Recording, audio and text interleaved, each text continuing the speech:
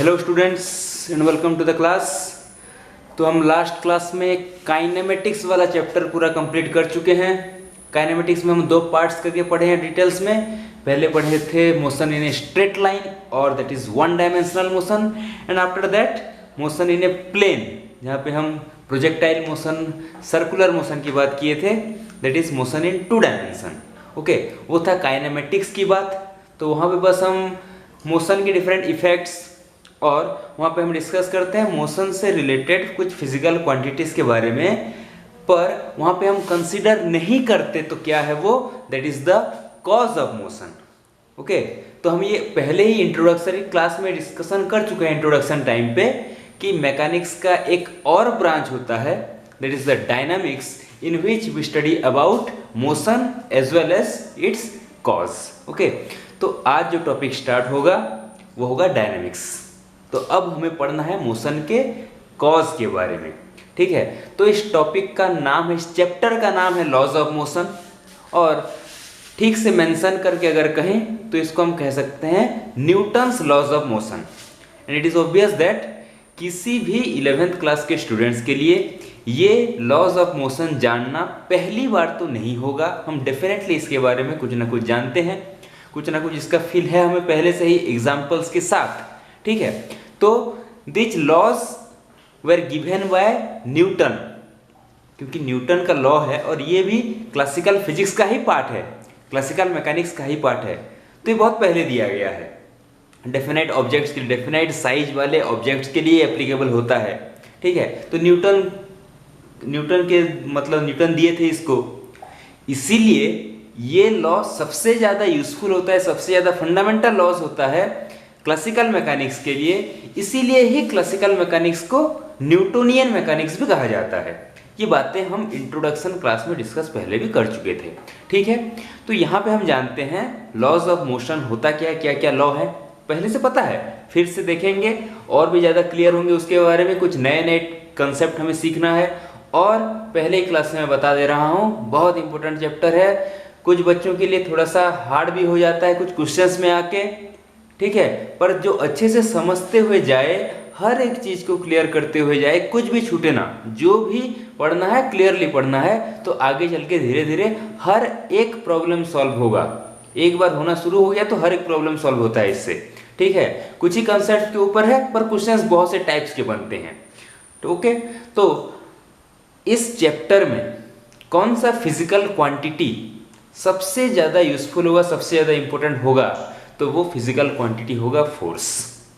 क्योंकि हमें यहाँ पे कॉज ऑफ मोशन पढ़ना है डायनेमिक्स में, तो यहाँ पे पहले इसी चीज़ को जान लेते हैं कि जो हम लीनियर मोशन कहते हैं, जिसको लीनियर मोशन मीन्स ये जो हम कह रहे हैं वन डायमेंशनल में मोशन, स्ट्रेट लाइन मोशन, या फिर जो टू डायमेंशनल मोशन भी जिसको हम कह रहे हैं, ये सब लीनियर मोशन ही तो है। तो लीनियर मोशन में हम मेन कॉज क्या होता है, फोर्स प्रोडक्शन का या मोशन प्रोडक्शन का या मोशन को डिस्ट्रॉय करने वाला main cause, main physical quantity क्या होता है, that is the force. This is the physical quantity, जिसके बारे में भी हमें कुछ ना कुछ आइडिया है। तो हम फोर्स को ही मैक्सिमम यहाँ पे सुनेंगे, जितने भी टॉपिक्स पढ़ते जाएं फोर्स डेफिनेटली इंक्लूडेड होगा। यहाँ तक कि हम ये भी देखेंगे कि जो चैप्टर ही है न्यूटन्स लॉज ऑफ मोशन, तीनों लॉ में हम फोर्स की ही बात करेंगे। ओके, तो वो सबसे ज़्यादा इंपॉर्टेंट फिजिकल क्वांटिटी यहाँ पे यूज होने वाला है। तो हम उसी के ही बारे में पहले जानते हैं कि फोर्स होता क्या है। जो अपने लोअर क्लासेस से बचपन से जो पढ़ते आ रहे हैं वही है कंसेप्ट, पर थोड़ा सा एडवांस लेवल में भी समझेंगे, क्योंकि हम वेक्टर्स क्या है वो सब जान चुके हैं। ओके, तो फोर्स होता क्या है, यहाँ पे बहुत ही सिंपल सा डेफिनेशन, जो डेफिनेशन हम शायद अपने क्लास 6-7 से पढ़ते हुए आते हैं वही लिखा गया है। यहाँ पे जो डेफिनेशन लिखा गया है नोट कर लेंगे इसको।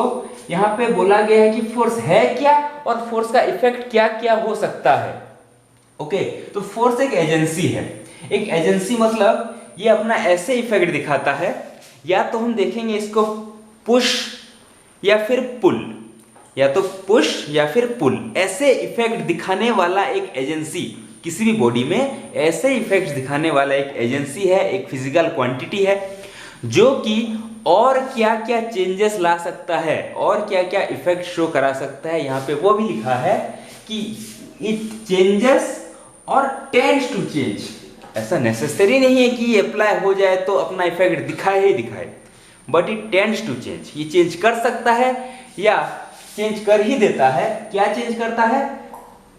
चेंज स्टेट ऑफ रेस्ट और ऑफ यूनिफॉर्म मोशन। अगर कोई ऑब्जेक्ट रेस्ट में है तो उसको चेंज कर सकता है, ये उसको मूव करा सकता है, मतलब स्टेट ऑफ रेस्ट चेंज हो गया। अगर एक बॉडी यूनिफॉर्म मोशन कर रहा है, दैट मीन्स एक कांस्टेंट स्पीड से या वेलोसिटी से जा रहा है, तो उसके स्पीड को चेंज कर सकता है, मोशन को रेस्ट में ला सकता है। यही तो है ना यूनिफॉर्म मोशन का स्टेट चेंज होना, मतलब मोशन रेस्ट में आना। ये भी हो सकता है, या तो स्पीड बदल जाए, वेलोसिटी चेंज हो जाए, या तो बॉडी रेस्ट में आ जाए। ठीक है, तो ये स्टेट ऑफ यूनिफॉर्म मोशन को भी चेंज कर सकता है और चेंज कर सकता है डायरेक्शन ऑफ मोशन। एक्चुअली में ये वेलोसिटी चेंज के साथ एक ही बात वहां पे इंक्लूड हो ही जाता है, फिर भी डायरेक्शन ऑफ मोशन भी अगर हमें चेंज करना है तो भी वहां पे कॉज क्या होगा, तो वो फोर्स होगा। ठीक है, अगर ये सब नहीं किया तो और क्या कर सकता है कि वो ऑब्जेक्ट के शेप को भी चेंज कर सकता है। हमें पता है, प्रैक्टिकल चीजें हैं ये, कि फोर्स के ऐसे ऐसे इफेक्ट्स रहते हैं। ये एक एजेंसी है, एक फिजिकल क्वांटिटी है जो कि पुश पुल इफेक्ट किसी ऑब्जेक्ट में देता है। ड्यू टू दैट इफेक्ट और क्या क्या कौन कौन से इफेक्ट्स शो कर सकता है, तो ये सब इफेक्ट्स हैं। तो ये है फोर्स।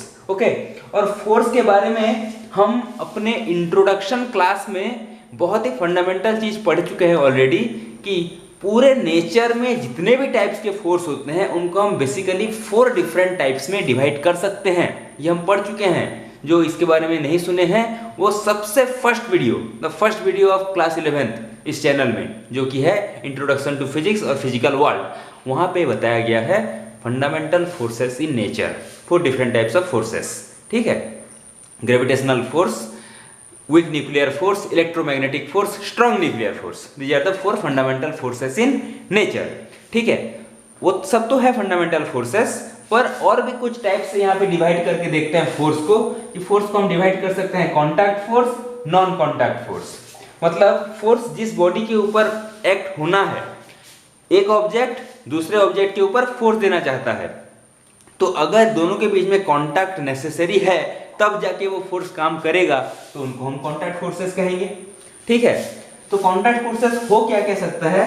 फ्रिक्शन हो सकता है, आएगा पूरा टॉपिक पढ़ना है फ्रिक्शन के बारे में, इन डिटेल्स में पढ़ना है। फ्रिक्शन हो सकता है। फ्रिक्शन क्या होता है हम ये भी शायद सुने हैं कि अगर एक बॉडी किसी सरफेस पे ऐसे मूव करते हुए जा रहा है तो दोनों सरफेस जो कॉन्टैक्ट सरफेसेस हैं ऑपोजिट डायरेक्शन में एक फोर्स काम करता है, उसको हम फ्रिक्शन कहते हैं। डिफरेंट डिफरेंट टाइप्स के फ्रिक्शन होते हैं, फ्रिक्शन मोशन को रोक सकता है एटसेट्रा। तो फ्रिक्शन के बारे में जब पढ़ेंगे तो और डिटेल्स में जानेंगे, तो वो कॉन्टैक्ट फोर्स है। नॉर्मल रिएक्शन के बारे में पढ़ेंगे, बस थोड़ा सा ही आइडिया ले लेते हैं क्योंकि इसके बारे में बहुत ही डिटेल्स में पढ़ना है, बस जान लेते हैं। नॉर्मल रिएक्शन मतलब अगर एक सरफेस है उसके ऊपर और एक तो बॉडी है, मतलब उसका भी एक तो सरफेस। ठीक है, ये बॉडी जैसे इन दोनों का सरफेस ये कांटेक्ट है, दोनों सरफेसेस यहाँ पे कांटेक्ट में है, तो ये नॉर्मल रिएक्शन एक ऐसा फोर्स है जो इस कांटेक्ट सरफेस में काम करेगा। दैट मींस ये बॉडी इसके ऊपर भी नॉर्मल रिएक्शन देगा, ये बॉडी इसके ऊपर भी नॉर्मल रिएक्शन देगा। एक फोर्स होता है, ये इसके ऊपर ये इसके ऊपर नॉर्मल रिएक्शन देता है।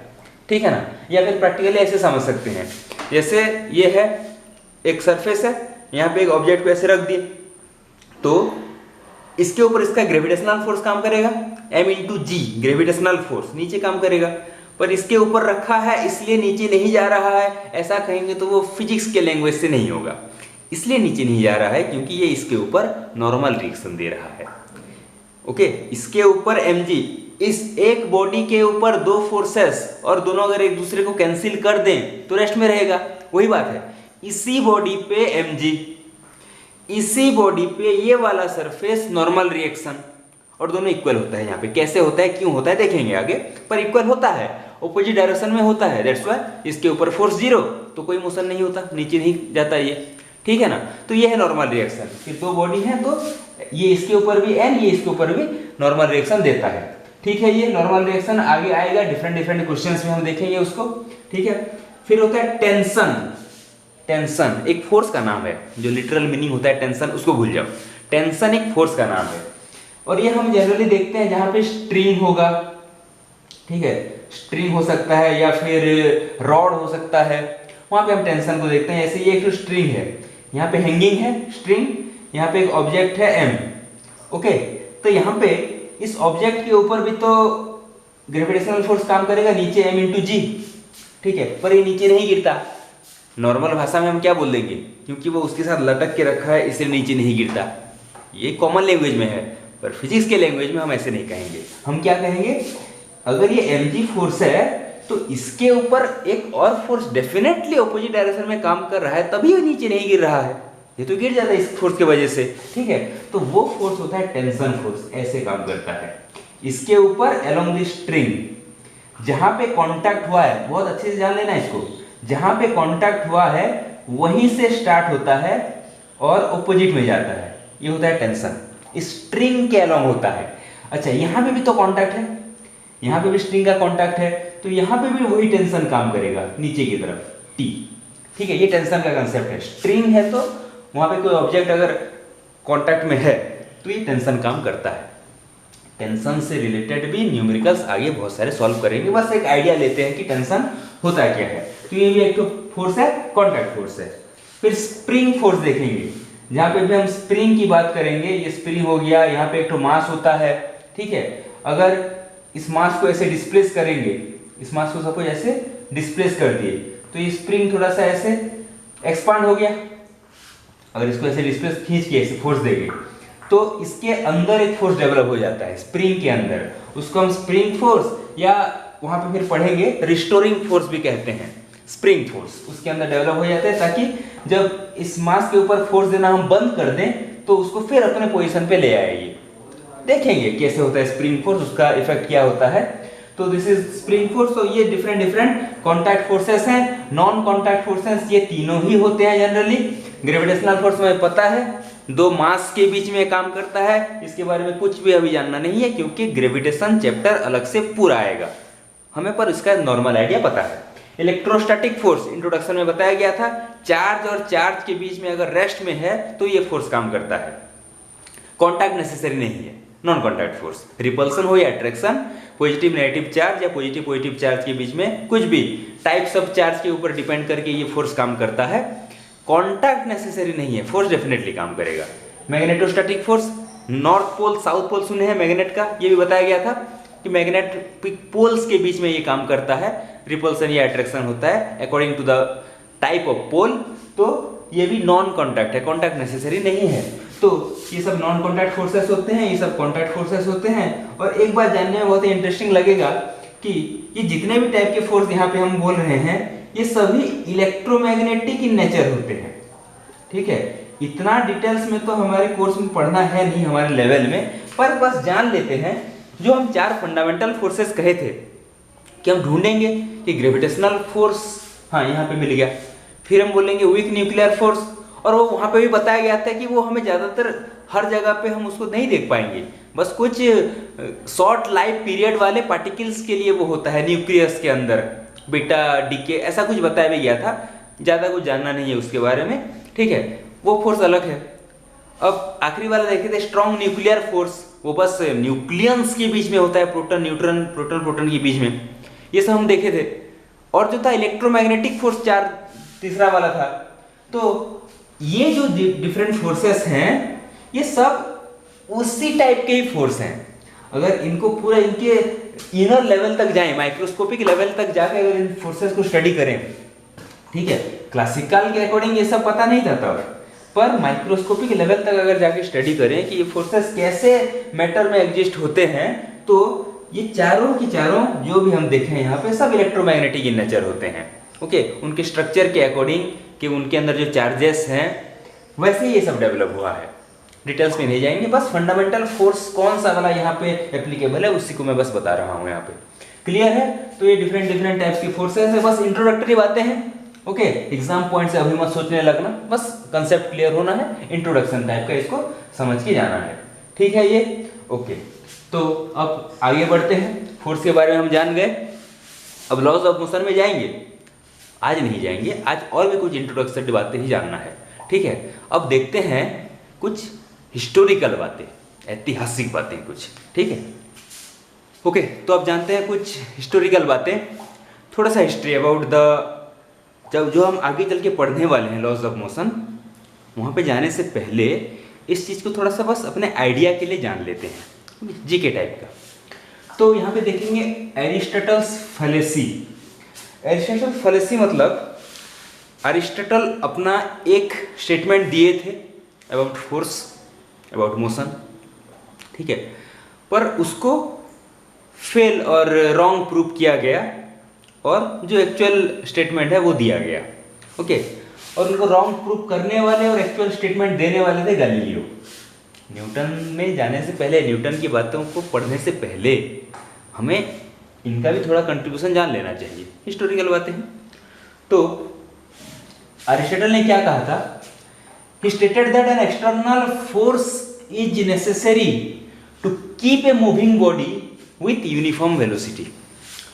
एक बॉडी है, उस पर हम फोर्स दिए, उसका मोशन स्टार्ट हुआ, ठीक है। तो अकॉर्डिंग टू अरिस्टोटल इसके ऊपर हमें एक्सटर्नल फोर्स देते ही रहना होगा, एक्सटर्नल फोर्स रिपीटेडली देना ही होगा ताकि इसका वेलोसिटी कांस्टेंट रहे। एक ही यूनिफॉर्म वेलोसिटी से मूव करते रहने के लिए रिपीटेडली उसके ऊपर एक्सटर्नल फोर्स देना पड़ेगा। ओके, ये था एरिस्टोटल का स्टेटमेंट। ओके, मतलब उसको यूनिफॉर्म मोशन में कंटिन्यू रखना है तो फोर्स देते रहो।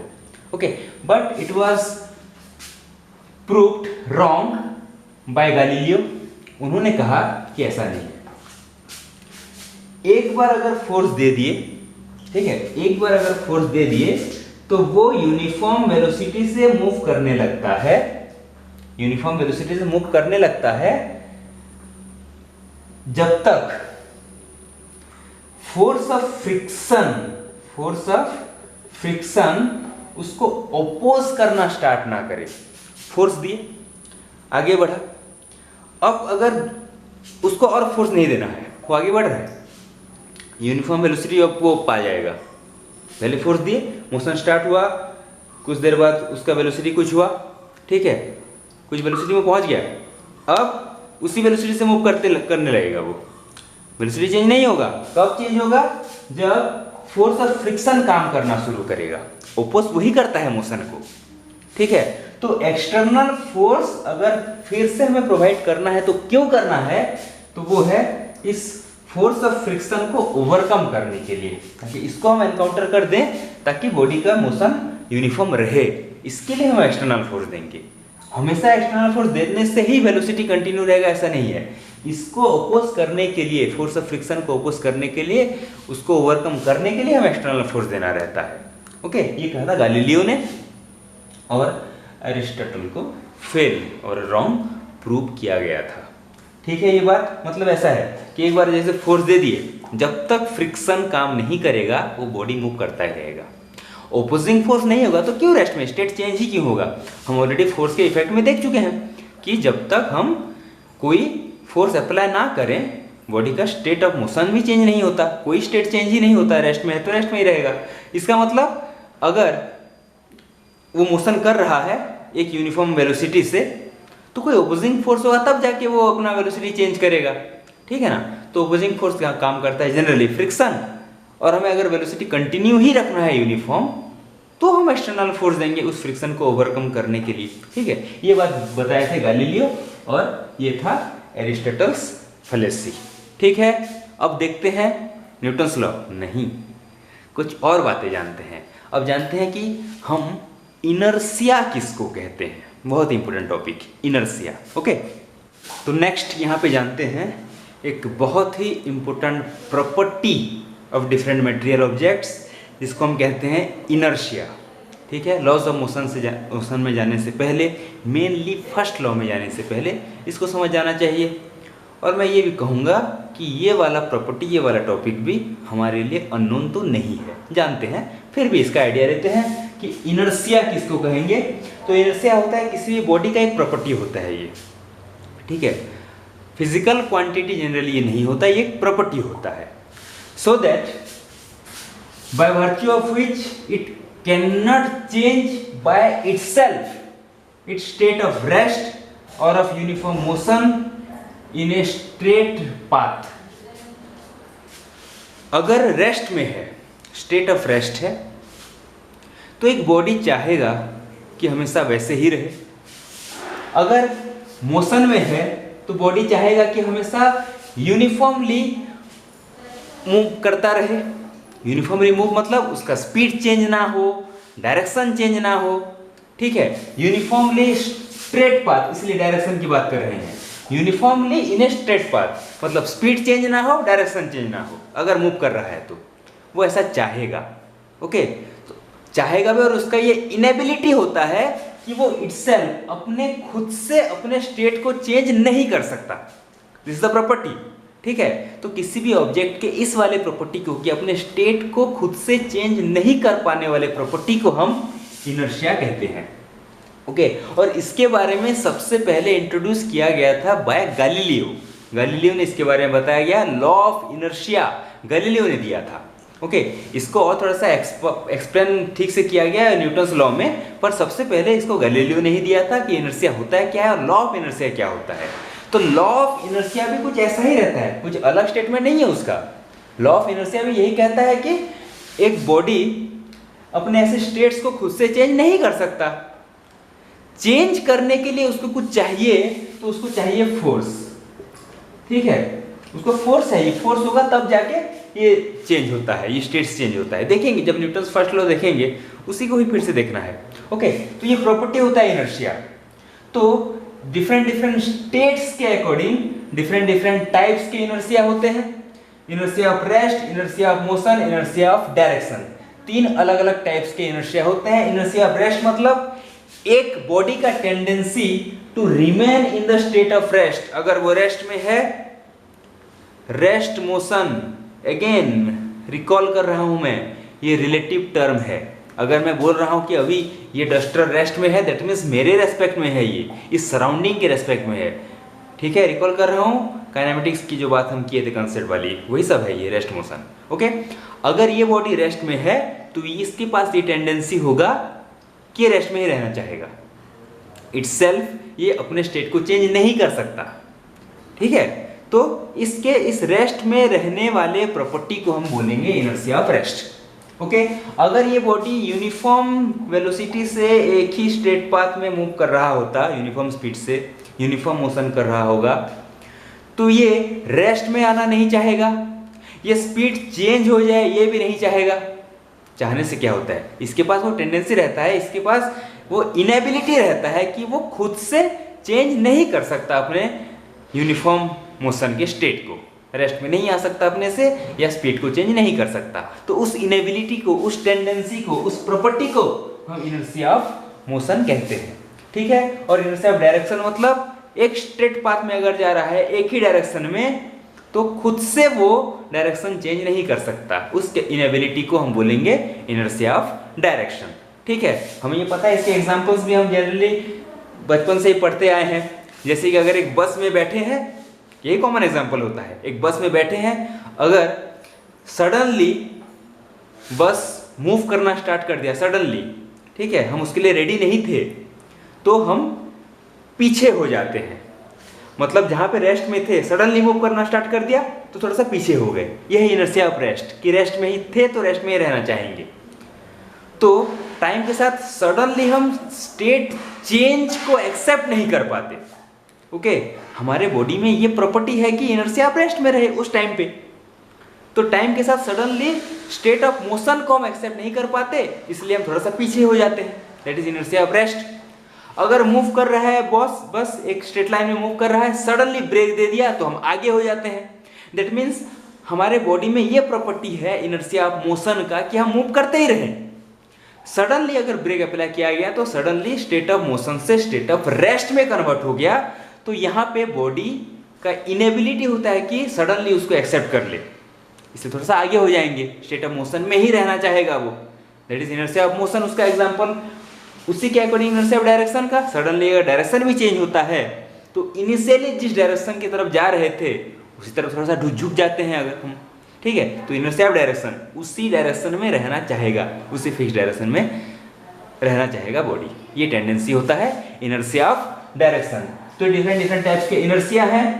अब अगर हम इनर्शिया को मेजर करना चाहें तो फिजिक्स में इनर्शिया मेजरमेंट के लिए किसी भी मटेरियल ऑब्जेक्ट के एक क्वांटिटी को सबसे इंपॉर्टेंट माना जाता है, और ये हमारे स्टडीज के लिए भी बहुत इंपॉर्टेंट है। जान लेना ठीक से कि किसी भी बॉडी का मास डिटरमाइन करता है कि उस पे इनर्शिया एबिलिटी कितना होगा, इनर्शिया वाला प्रॉपर्टी उस पे कितना हो सकता है, ये उसका मास डिटरमाइन करता है।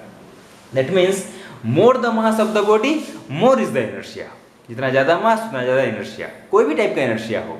एग्जांपल से समझ सकते हैं, अगर एक ट्रेन आ रहा है और एक साइकिल आ रहा है, और एक ही टाइम पे दोनों में अगर ब्रेक्स हम अप्लाई करें, ट्रेन में भी और साइकिल में भी, तो सबसे ज्यादा जल्दी रुकेगा कौन? साइकिल रुकेगा, ट्रेन को टाइम लगता ही लगता है। ओके, तो ट्रेन जो अपने यूनिफॉर्म मोशन में या मोशन में था, उस मोशन वाले स्टेट को चेंज करके रेस्ट वाले स्टेट में आने के लिए उसको टाइम लगा, पर साइकिल को ज्यादा टाइम नहीं लगा, ठीक है ना। तो इनर्शिया ऑफ मोशन किस में ज्यादा है? ट्रेन में ज्यादा है, क्योंकि उसका मास ज्यादा है। ओके, तो कोई भी ऑब्जेक्ट का मास जितना ज्यादा, तो कोई भी टाइप का इनर्शिया हो, इनर्शिया प्रॉपर्टी उसमें उतना ज्यादा। More the mass of the object more the inertia of the object, ठीक है। तो मास डिटरमाइन करता है किसी भी ऑब्जेक्ट का इनर्शिया कि कितना होना चाहिए, ज्यादा या कम, ठीक है। So it is all about inertia. इसके बाद एक और फिजिकल क्वांटिटी के बारे में जानते हैं, फिर जाएंगे लॉज ऑफ मोशन में, अगले क्लास में ही जाएंगे। आज एक और बहुत ही इंपॉर्टेंट फिजिकल क्वांटिटी के बारे में अभी जानते हैं, ठीक है। तो अब एक और बहुत ही इंपॉर्टेंट फिजिकल क्वांटिटी पढ़ते हैं। अब तक इस चैप्टर को स्टार्ट करने से फिजिकल क्वांटिटी बस एक ही तो पढ़े हैं, फोर्स, फोर्स के बारे में बस पढ़े हैं, और फोर्स को अभी तक हम बस क्वालिटेटिवली डिफाइन किए हैं। फोर्स होता क्या है, इसका इफेक्ट क्या होता है, वैसे ही स्टडी किए हैं। अभी तक मैथमेटिकली या क्वांटिटेटिवली उसको स्टडी नहीं किए हैं फोर्स के बारे में। इसलिए नहीं किए हैं क्योंकि फोर्स को क्वांटिटेटिवली स्टडी करने के लिए ही न्यूटन का एक लॉ दिया गया है, that is Newton second law of motion. तो वहाँ पे हम फोर्स को क्वांटिटेटिवली स्टडी करेंगे, उसके यूनिट हो गए या फॉर्मूला वगैरह वहाँ पे देखना है, अभी तक वो नहीं देखे हैं। पर अभी एक क्वांटिटी और पढ़ेंगे, बहुत ही जरूरी है ये मोशन में और डायनेमिक्स में, क्योंकि इसको लेके आगे बहुत से टॉपिक्स पढ़ने हैं, न्यूटन्स लॉस तो पढ़ने हैं, और भी टॉपिक्स आएंगे, ठीक है। तो उस क्वांटिटी को हम कहते हैं मोमेंटम, ठीक है। इसके बारे में जानते हैं हम मोमेंटम, ठीक है। एक्चुअली मोमेंटम दो टाइप्स के होते हैं, momentum are up two types, ठीक है। ये जो मोमेंटम हम लिखे हैं, ये मोमेंटम टू टाइप्स के होते हैं। एक होता है लीनियर मोमेंटम, ओके, एक होता है एंगुलर मोमेंटम, ठीक है। लीनियर मोमेंटम और एंगुलर मोमेंटम। लीनियर मोशन में जो हम देखेंगे, लीनियर मोशन में, ये वन डायमेंशन टू डायमेंशन कुछ भी हो, लीनियर मोशन में जो हम देखेंगे उसको हम कहते हैं लीनियर मोमेंटम। जो मोमेंटम होता है जानेंगे क्या है, इसलिए हेडिंग दिया गया है लीनियर मोमेंटम, ठीक है। ये होता है रोटेशनल मोशन में, एंगुलर मोमेंटम को भी पढ़ेंगे पर रोटेशनल मोशन चैप्टर में इसको पढ़ेंगे, ठीक है। और एक बात, एंगुलर मोमेंटम को एंगुलर मोमेंटम ही कहेंगे, पर लीनियर मोमेंटम को हम सिंपली मोमेंटम भी कह देते हैं। अगर कहीं पे बस मोमेंटम कहा गया है, मतलब वहाँ पे लीनियर मोमेंटम की ही बात कर रहे हैं, ऐसा ही मान के चलेंगे। तो अभी जानते हैं पहले इसके बारे में, इसलिए लीनियर मोमेंटम लिखा है। जहाँ पे भी आगे बस मोमेंटम कहा जाए, मतलब वो लीनियर मोमेंटम होगा, वैसे ही मान के चलेंगे, ठीक है। तो जानते हैं कि लीनियर मोमेंटम होता क्या है। यहाँ पे डेफिनेशन लिखा है, बोथ क्वालिटेटिवली क्वांटिटेटिवली दोनों टाइप के डेफिनेशंस लिखे हैं, फॉर्मूला लिखा है, यूनिट लिखा है, जो बेसिक बातें हमें जानने हैं सब लिखा है, यहाँ पे नोट कर लेंगे। पर थोड़ा समझते हैं, थोड़ा फील लेते हैं इसका। अच्छा, यहाँ पे लिखा है कि quantity of motion possessed by moving body. Quantity of motion possessed by moving body, literally meaning को देखें तो हमें ये फटक से याद भी हो जाता है कि हाँ, quantity of motion of moving body momentum. पर थोड़ा सा इसका फील लेते हैं, थोड़ा समझते हैं ठीक से। सपोज एक बॉडी है, ओके, उसका मास है 1 kg मास। दूसरा एक बॉडी है, उसका भी मास है 1 kg, क्लियर है। ये मूव करते हुए आ रहा है, ये भी मूव करते हुए आ रहा है। सपोज ये बॉडी मूव कर रहा है 10 मीटर पर सेकंड से। ओके, ये बॉडी मूव कर रहा है 30 मीटर पर सेकंड से। क्लियर है? ये एक सिचुएशन मैं यहाँ पे दे दिया हूँ। एक सिचुएशन और इमेजिन करो, एक बॉडी है 1 kg, दूसरा एक बॉडी है 3 kg। ओके, ये मूव करते हुए आ रहा है 10 मीटर पर सेकंड से, ये भी मूव कर रहा है 10 मीटर पर सेकंड से। ये दूसरा सिचुएशन है। दोनों सिचुएशन में थोड़ा सा देखते हैं। यहाँ पे दोनों बॉडी का मास सेम है पर वेलोसिटी डिफरेंट है। यहाँ पे दोनों बॉडी का मास डिफरेंट है पर वेलोसिटी सेम है, एक ही डायरेक्शन में भी है। तो अगर हमें कोई इस सिचुएशन में कहे मूव करते हुए जब आ रहे हैं, किस ऑब्जेक्ट को रोकना थोड़ा मुश्किल होगा कंपेरेबली।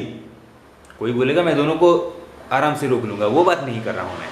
इन दोनों को अगर कंपेयर करें, किस ऑब्जेक्ट को रोकना थोड़ा मुश्किल होगा कंपेरेबली, तो इसको रोकना मुश्किल होगा। दोनों का मास सेम है पर जो ज़्यादा स्पीड से आ रहा है, ज़्यादा वेलोसिटी से, उसको रोकना थोड़ा सा मुश्किल होगा। ये बात क्लियर है? अब यहाँ पे देखते हैं, दोनों का स्पीड सेम है पर इसका मास थोड़ा ज़्यादा है, उसका 1 kg, इसका 3 kg। यहाँ पे भी कोई क्वेश्चन करे किस ऑब्जेक्ट को रोकना थोड़ा मुश्किल होगा कंपेरेबली, तो इसको रोकना मुश्किल होगा क्योंकि इसका मास थोड़ा ज़्यादा है, हम फील कर पा रहे हैं इसको। ठीक है ना? तो देखो यहाँ पे जिस बॉडी को रोकना थोड़ा सा मुश्किल हो रहा है, हम ऐसा कहेंगे कि उस पर क्वांटिटी ऑफ मोशन ज़्यादा है। मोशन को थोड़ा क्वांटिटेटिवली जानते हैं, क्वांटिटेटिवली मोशन को, उसके उस क्वांटिटीज को नहीं, डिस्टेंस, डिस्प्लेसमेंट, वेलोसिटी, उसको नहीं बोल रहा हूँ। मोशन को एज ए क्वांटिटी समझो यहाँ पे। ठीक है? अगर इसको रोकना ज़्यादा मुश्किल है मतलब इस पर क्वांटिटी ऑफ मोशन ज़्यादा है, इसको रोकना ज़्यादा मुश्किल है मतलब इस पर क्वांटिटी ऑफ मोशन ज़्यादा है। ठीक है? तो एक बात तो यहाँ से क्लियर है कि क्वांटिटी ऑफ मोशन डिपेंड करता है बॉडी के मास के ऊपर और वेलोसिटी के ऊपर। ओके, बस ये जस्ट अपने समझने के लिए एग्जांपल है, पर हमें हमारे लिए ये समझना बहुत इंपॉर्टेंट है कि क्वांटिटी ऑफ मोशन जिसको बोल रहे हैं वो मास और वेलोसिटी के ऊपर डिपेंड करता है। इसीलिए क्वालिटेटिवली तो इसको बोल दिए कि amount the quantity of motion possessed by the moving body, ये मोमेंटम होता है, ठीक है। पर क्वांटिटेटिवली बोलेंगे तो it is the product of mass and velocity, ऐसा फॉर्मूला दिया गया। The product of mass and velocity, जिसका ज्यादा होगा, जब मल्टीप्लाई करेंगे ये प्रोडक्ट जिसका ज्यादा होगा उस बॉडी के अंदर ज्यादा क्वांटिटी का मोशन है, ऐसा बोलेंगे। ठीक है? इसीलिए momentum P equal to mass into velocity होता है। क्लियर है ये बात? अच्छा, अब एक बात जान लेते हैं, हम ऑलरेडी पढ़ चुके हैं scalar multiplication of A vector. एक वेक्टर के साथ अगर किसी स्केलर को मल्टीप्लाई करें तो रिजल्ट में हमें जो क्वांटिटी मिलता है वो एक वेक्टर होता है। मास स्केलर है, वेलोसिटी वेक्टर है, मल्टीप्लाई कर दिए तो रिजल्ट में हमें जो ये मिला क्वांटिटी मोमेंटम, अच्छा P उसका सिंबल है, तो वो एक वेक्टर है। तो P एक वेक्टर क्वांटिटी है और डायरेक्शन किस तरफ होगा? वेलोसिटी के तरफ होगा। जिस डायरेक्शन में वेलोसिटी है उसी डायरेक्शन में मोमेंटम होता है। क्लियर है ये बात? तो P इक्वल टू mv, तो यहाँ पे ऐसा यूनिट हो जाएगा, इसका है kg मास का, इसका मीटर पर सेकेंड, तो kg मीटर पर second, CGS unit gram centimetre पर सेकेंड, तो ग्राम सेंटीमीटर पर second. Okay, so it is linear momentum और सिंपली मोमेंटम। तो इतने क्वांटिटीज, इतने कंसेप्ट जानने के बाद नेक्स्ट क्लास में हम Newton's laws of motion start करेंगे। Okay, thank you.